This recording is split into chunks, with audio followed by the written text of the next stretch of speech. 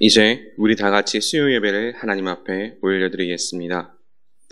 그러므로 우리는 예수로 말미암아 항상 찬미의 제사를 하나님께 드리자.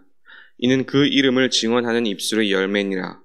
오직 선을 행함과 서로 나누어 주기를 잊지 말라. 하나님 이 같은 제사를 기뻐하시느니라. 사랑이 많으신 하나님, 만물이 약동하는 좋은 계절에 저희의 심령도 힘을 얻게 하시고 기쁨이 충만하여 예배드리게 하시니 참으로 감사드립니다. 따뜻한 햇볕으로 얼어붙은 땅을 풀어주심과 같이 저의 차가운 마음도 녹여 주시옵소서. 예배 시간에 주시는 말씀과 은혜를 받아서 냉담했던 우리의 마음도 부드럽고 순전한 마음으로 변화되게 하여 주시옵소서. 사순절 기간을 보내고 있사오니 생활 속에서 경건함을 잃지 않게 하시며 날마다 주님의 고난을 묵상하며 십자가로 더 가까이 다가서게 하여 주시옵소서. 예수님의 이름으로 기원하옵나이다. 아멘. 우리 함께 찬송가 28장 함께 찬양 드리시겠습니다.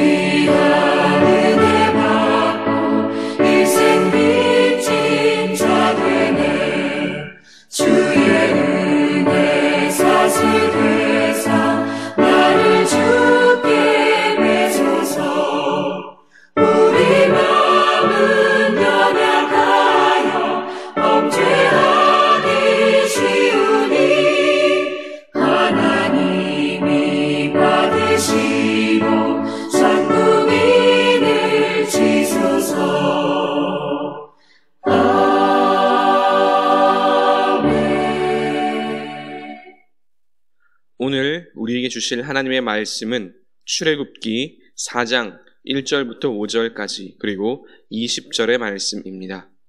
제가 봉독해 드리겠습니다. 모세가 대답하여 이르되 그러나 그들이 나를 믿지 아니하며 내 말을 듣지 아니하고 이르기를 여호와께서 내게 나타나지 아니하셨다 하리이다. 여호와께서 그에게 이르시되 내 손에 있는 것이 무엇이냐? 그가 이르되 지팡이이니이다. 여호와께서 이르시되 그것을 땅에 던지라 하시매 곧 땅에 던지니 그것이 뱀이 된지라.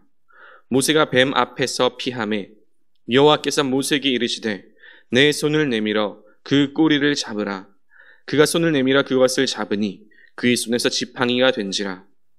이는 그들에게 그들의 조상의 하나님 곧 아브라함의 하나님 이삭의 하나님 야곱의 하나님 여호와가 내게 나타난 줄을 믿게 하려 함이라 하시고 20절 말씀입니다. 모세가 그의 아내와 아들들을 나귀에 태우고 애굽으로 돌아가는데 모세가 하나님의 지팡이를 손에 잡았더라. 아멘. 유정희 목사님 나오셔서 모세의 지팡이라는 제목으로 말씀 전하실 때에 큰 은혜 누리시기 바랍니다.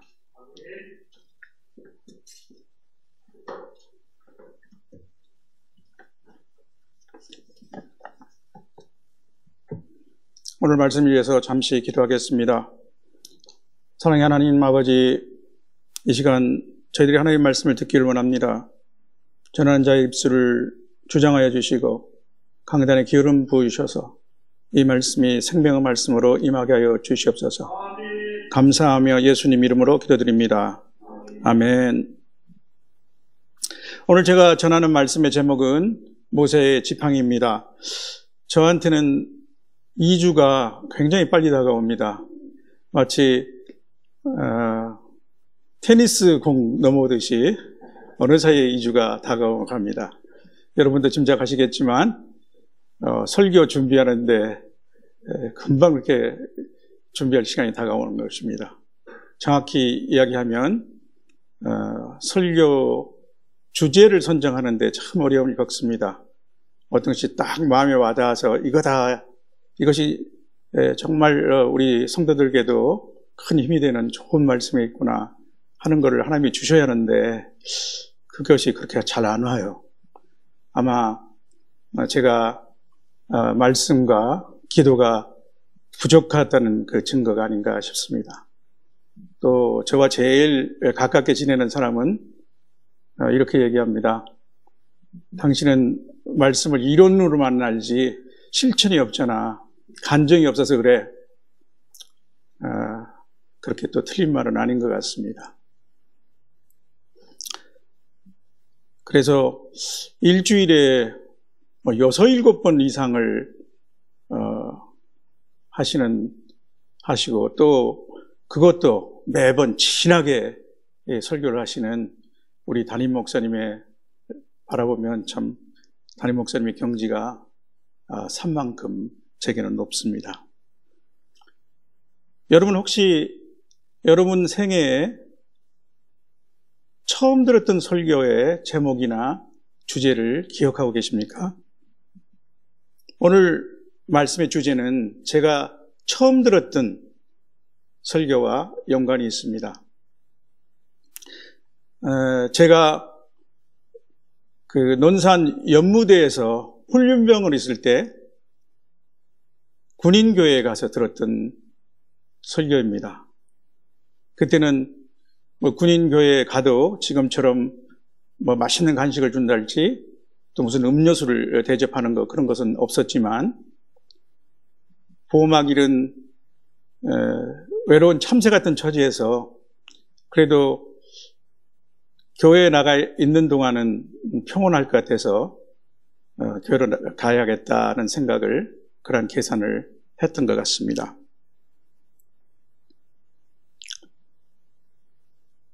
그 설교의 제목은 제가 정확히 기억할 수는 없지만 또 그리고 그 설교의 내용도 그렇게 명확하게 기억은 나지 않습니다.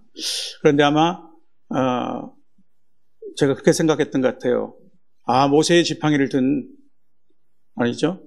하나님의 지팡이를 든 모세는 참 좋았겠다.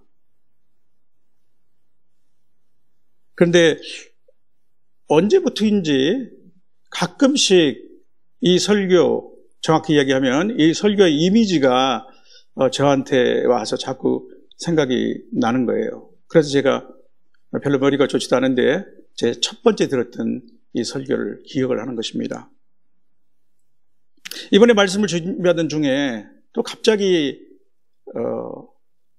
이 주제가 생각이 납니다. 근데 사실 저는 또 다른 한편으로는 제가 이제 고별 설교를 드릴 때 좀 이 설교를 저의 첫 설교와 연관을 지어서 말씀을 드려야 하지 않는가 그렇게 생각을 해서 이건 조금 아껴둬야 하는 거 아닌가 하고 하는 마음이 들어서 또 갈등이 조금 있었습니다. 그러나 성령의 인도하심이라고 생각하고 순종하기로 했습니다. 어쩌면 오늘 이 말씀이 당장 필요한 어떤 분이 계시지 않는가 그렇게 생각을 합니다.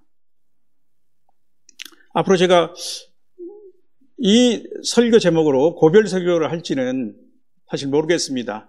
만일 제가 그렇게 한다면 그때 제 설교가 얼마나 더 성숙하고 깊어졌는지 여기 계신 여러분들이 판별해 주십시오. 아무도 안 웃네요. 오늘 본문의 배경은 3장 호렙산 떨기나무 불꽃 아래서 하나님이 나타나시고 모세에게 너는 애굽으로 가서 바로의 앞제에 심림하는 이스라엘 자손들을 인도하여 내라고 말씀하시는 장면과 연결되는 것입니다. 애굽을 도망 나온 지 40년, 이제 80세 노령이 된, 그리고 광야에서 양을 치는 신세로 전락한 모세에게 아무리 하나님이시지만 너무 늦게 나타나셨고 너무 늦게 말씀하시고 또 그 말씀의 내용이 모세로서는 감당을 엄두를 낼 수 없는 말씀이었겠습니다. 당연히 그의 즉각적인 반응은 내가 무슨 자격이 있습니까? 하는 것이겠죠. 3장 11절에 보면 내가 누구에게 바로에게 가며 이스라엘 자손을 애굽에서 인도하여 내리까 하고 질문했습니다. 하나님의 대답은 내가 반드시 너와 함께 있으리라 입니다. 모세는 다시 이스라엘 백성들이 틀림없이 자기에게 묻게 될 질문을 생각했습니다. 그게 바로 그러면 그들이 네가 만났던 그 하나님은 그 이름이 무엇이냐 그렇게 묻지 않겠습니까? 여기에 대해서 그 유명한 하나님의 이름에 대한 대답이 나오시죠. 3장 14절에 보면 나는 스스로 있는 자이다. 그리고 또 하나님께서는 말씀하시기를 너는 이스라엘 자손에게 이같이 이르기를 너의 조상의 하나님, 아브라함의 하나님, 이삭의 하나님, 야곱의 하나님, 이것이 나의 영원한 이름이요 대대로 기억할 나의 칭호라고 말해라고 말씀하셨죠. 이제 본문으로 가봅시다. 4장 1절입니다. 모세는 그래도 이스라엘 백성이 자기에게 보일 그 부정적인 반응을 생각하지 않을 수 없었을 것입니다. 왜 하필 하고 많은 사람 중에 하나님이 너를 택했냐는 것이죠. 모세가 하나님께 이렇게 말합니다. 그러나 그들이 나를 믿지 아니하며 내 말을 듣지 아니하고 여호와께서 내게 나타나지 아니하셨다 할 것입니다. 이것은 모세의 끔찍한 기억에서 나온 말이기도 합니다. 애굽의 왕자 시절에 두 히브리인이 서로 싸우는 것을 보고 동족끼리 싸우면 되겠느냐 하고 말리고 훈계를 했었죠. 그랬더니 그중 하나가 누가 너를 우리를 다스리는 자와 재판관으로 삼았느냐? 네가 애굽 사람을 죽인 것처럼 나를 죽이려느냐? 하면서 대들지 않았습니까? 나쁜 기억일수록 오래 그리고 상처로 남아있기 쉽습니다. 내가 실패한 기억, 믿었던 친구나 가까운 사람들에게 당했던 배신, 특히 어릴 때 당한 따돌림이나 모욕 등 이런 나쁜 기억들을 처리하지 못해서 힘들어하는 사람들이 있습니다. 이들은 우울증과 우울에 사로잡혀서 새로운 의욕도 없고 또 과거에 발목이 잡혀 있는 것이죠. 예수 믿는 우리 성도들 가운데서도 혹시 이런 사람이 있다면 모든 감정들 또한 주님의 십자가 앞에 내려놓아야 합니다. 십자가는 하나님 앞에 있는 나의 죄와 잘못을 용서받는 것입니다. 동시에 십자가는 나의 깊은 내면의 상처까지도 치유받고 내가 다른 사람을 용서할 수 있는 능력을 얻는 것이기도 합니다. 모세에게 이제 하나님이 묻습니다. 2절입니다. 내 손에 있는 것이 무엇이냐? 모세가 대답합니다. 지팡이입니다. 목자들이 양치기가 을에 가지고 다니는 그러한 막대기겠죠. 3절에 하나님께서 그것을 땅에 던지라고 하셔서 모세가 그렇게 했더니 놀랍게도 뱀이 되었습니다. 깜짝 놀란 모세가 급히 그 뱀암에서 피합니다. 아주 본능적인 동작이죠. 그런데 하나님의 명령이 바로 이렇습니다. 내 손을 내밀어 그 꼬리를 잡으라는 것입니다. 순식간에 일어난 믿음 테스트입니다. 살아 꿈틀거리는 뱀을 생각해 보시죠. 그것도 고개를 빳빳이 들고, 어쩌면 고개를 빳빳이 들고 뱀이 막 혀가 날름거리면서 서 있는 그 뱀을 상상해 보시기 바랍니다. 그 뱀을 아무 도구 없이 맨손으로 잡을 수 있겠습니까? 그것도 목이 아니라 뱀의 꼬리를 잡아요? 뱀이 휙 돌아서 물지 않겠습니까? 그러나 믿음은 하나님의 말씀에 반응하여 순종하는 것입니다. 믿음은 즉각적인 반응입니다. 머무르지 않습니다. 때로는 상식에 어긋나고 무모해 보일지라도 그것이 분명한 하나님의 말씀이라면 믿음은 순종하는 것입니다. 믿음은 용기의 결단입니다. 믿음은 손으로 뱀을 잡는 것입니다. 그것은 꼬리를 잡으라 하시니 목이 아니라 꼬리를 잡는 것입니다. 전문적 어부였던 예수님의 제자들도 날이 새도록 고기를 잡지 못했지만 부활하신 예수님이 그물을 배 오른편에 던지라 그리하면 잡으리라 하셨을 때 말씀에 순종했습니다. 이제 모세가 말씀대로 순종하는 그 순간 그 뱀은 다시 그의 손에서 지팡이가 되었습니다. 5절에 이렇게 말씀하죠. 하나님 이를 통해서 그들로 하여금 그들의 조상의 하나님 여호와가 모세에게 나타난 줄을 이제 믿게 할 것이다. 즉 그러한 표적을 하나님께서 주신 것입니다. 이제 20절입니다. 먼저 모세가 그의 아내와 아들들을 나귀에 태우고 애굽으로 돌아가는 장면이 나옵니다. 40년 전에는 애굽에서 홀로 도망쳐 왔지만 이제 가족을 동반하여 그것으로 돌아가는 것입니다. 먼 옛날 조상 야곱도 그랬죠. 고향 부모 집에서 홀로 도망쳐 나왔지만 20년 고생 끝에 가족들과 수많은 가축들을 이끌고 다시 고향으로 돌아가는 장면이 우리는 기억을 할 겁니다. 그러나 모세는 가축들을 끌고 가지는 않습니다. 왜 그렇습니까? 애굽에 돌아가는 것은 거기에 살기 위한 것이 아니고 곧바로 거기서 백성들을 인도하여 내는 것이 목적이기 때문입니다. 이제 모세에게 애굽은 더 이상 생명의 위험을 느끼고 도망쳐 나와야 할 무서운 것이 아닙니다. 애굽은 하나님으로부터 받은 사명을 수행할 것입니다. 담대히 바로 앞에서 내 백성을 내어놓으라 하시는 여호와 하나님의 말씀을 대언할 것입니다. 사명은 두려움을 몰아내고 담대함을 줍니다. 그런데 그 다음 말씀이 중요합니다. 모세가 하나님의 지팡이를 손에 잡았더라.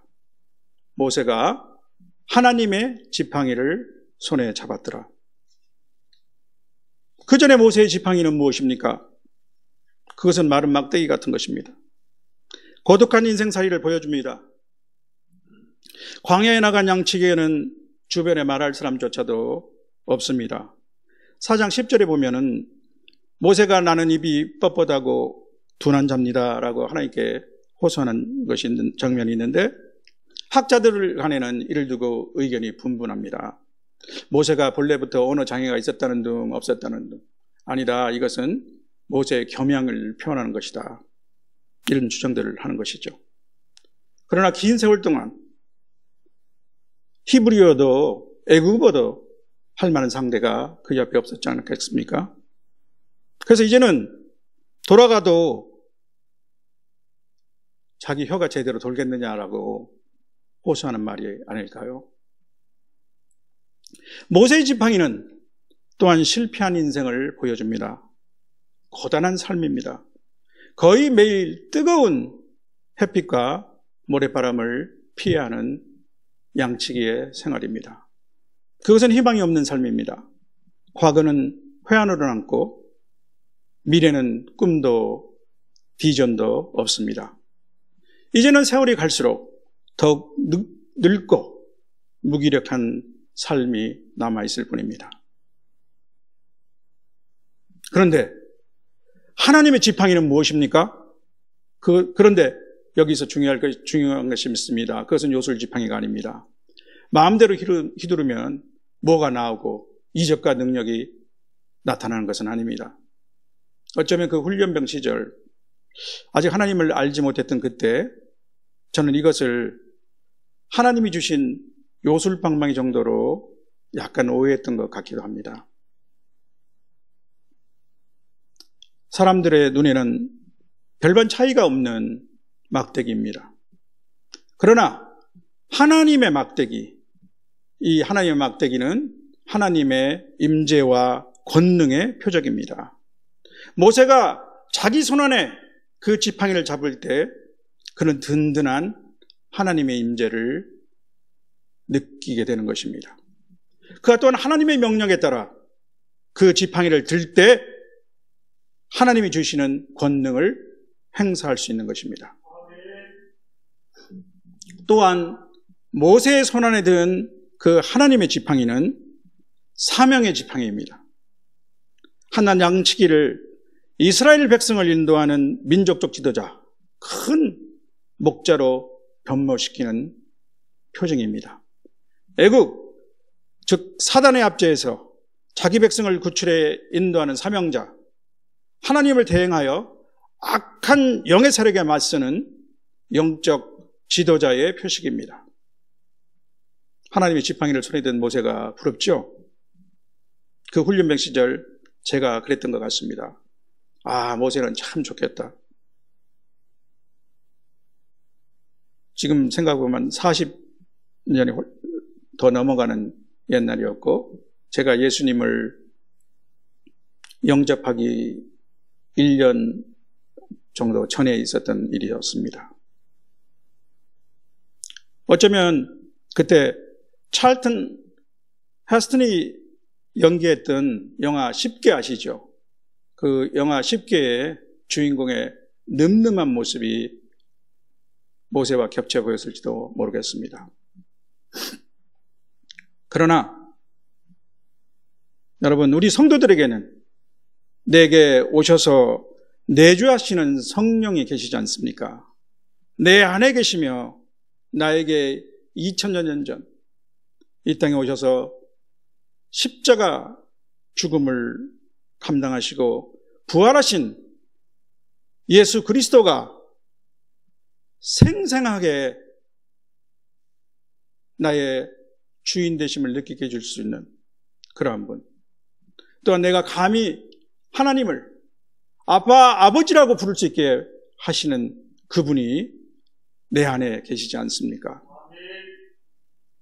또 그리스도의 교회에는 소중한 두 가지의 의식이 있습니다. 세례와 성찬이 바로 그것입니다. 세례를 통해서 우리 성도는 십자가에 죽으신 예수 그리스도와 함께 세상에 대하여 나의 옛사람이 죽고 또 부활하신 주님과 함께 이제 나의 새 사람이 살아난 것을 표준합니다. 또 성찬을 통해서 우리는 공동체적으로 주님을 기억하며 주님의 살과 피를 나누고 또한 장차 주님과 같이 할 천국의 잔치를 기대하며 미리 맛보는 것입니다. 성도 여러분, 이제 결론을 대신해서 오늘 우리에게 주시는 말씀을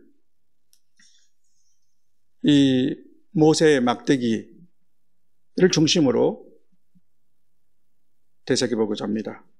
저는 세 가지를 말씀드리고 싶습니다. 첫째로 하나님은 모세의 지팡이를 하나님의 지팡이로 변화시키셨습니다.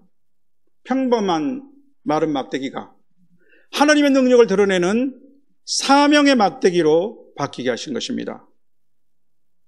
우리 주님도 어부들을 제자로 부르셔서 사람을 낚는 업무로 변모시켰습니다.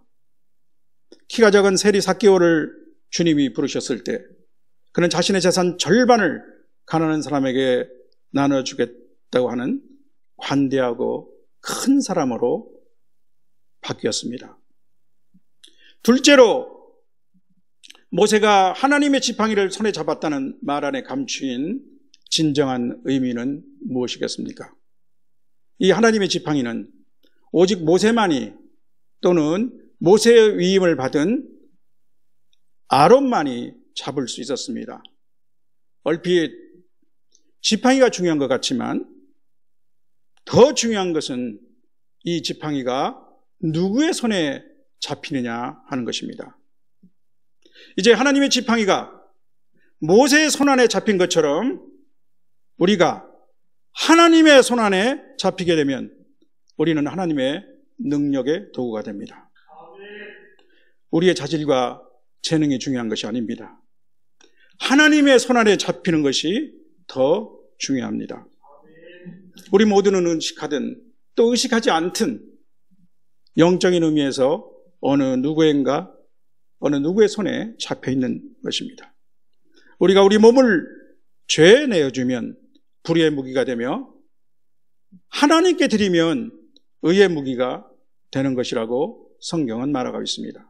로마서 6장 13절 말씀이죠. 셋째로 하나님의 지팡이는 눈으로 보기에는 다른 평범한 막대기와 별반 차이가 없습니다. 우리 성도들의 겉모습 또한 일반 다른 사람과 별 다를 것이 없을 것입니다. 그러나 우리 성도들은 근본적인 내적 변화를 받았습니다. 그런즉 누구든지 그리스도 안에 있으면 새로운 피조물이라 이전 것은 지나갔으니 보라 새 것이 되었도다.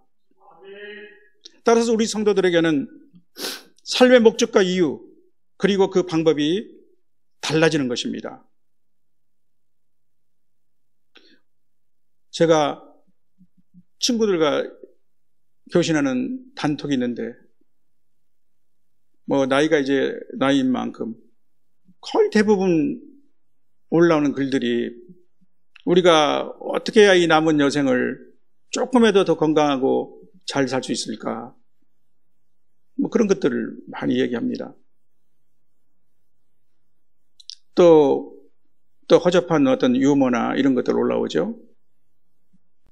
그러다가 한 친구가 정치 얘기를 조금 하니까 득달같이 달라들어가지고 친구들을 분열시키는 정치 얘기는 하지 말자. 그들이 또 누가? 이 단톡방에서는 정치와 종교는 얘기하지 맙시다. 이렇게 올려요. 이 땅이 전부인 줄 알고 있는 사람들이죠. 그러나 우리는 이 땅에 살고 있지만 동시에 천국의 시민입니다. 우리는 이 땅의 삶이 전부이듯이 사는 사람들이 아닙니다.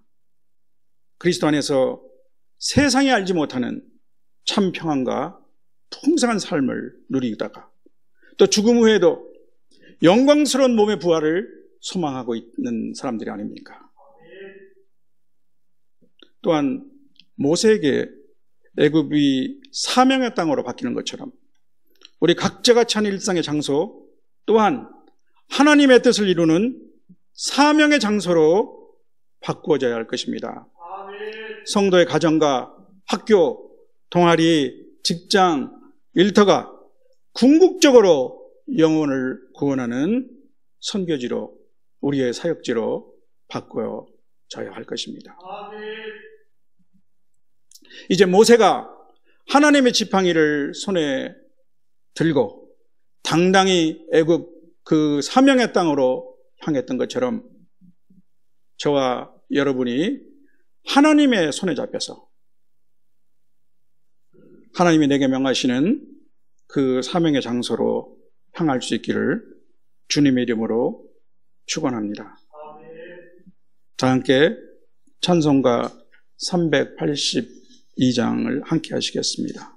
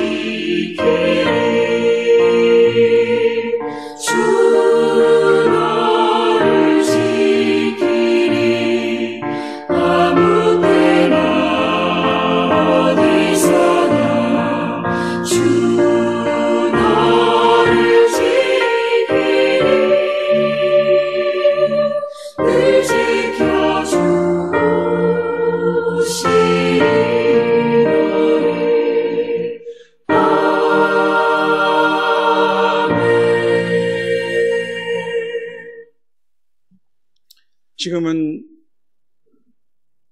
우리를 위해서 십자가 죽음을 당하시고 부활하신 우리 주 예수 그리스도의 은혜와 자기 아들을 아끼지 아니하시고 우리에게 내어주신 우리 아버지 하나님의 극진하신 사랑과 우리와 평생 동행하시며 우리를 인도해 주시는 성령의 감화, 감동, 교통하심이 이제 하나님의 손에 붙잡혀 하나님의 능력의 도구가 되기를 다짐하는 우리 모든 예배자 위에 이제부터 영원히 함께 하시기를 축원하옵나이다. 아멘.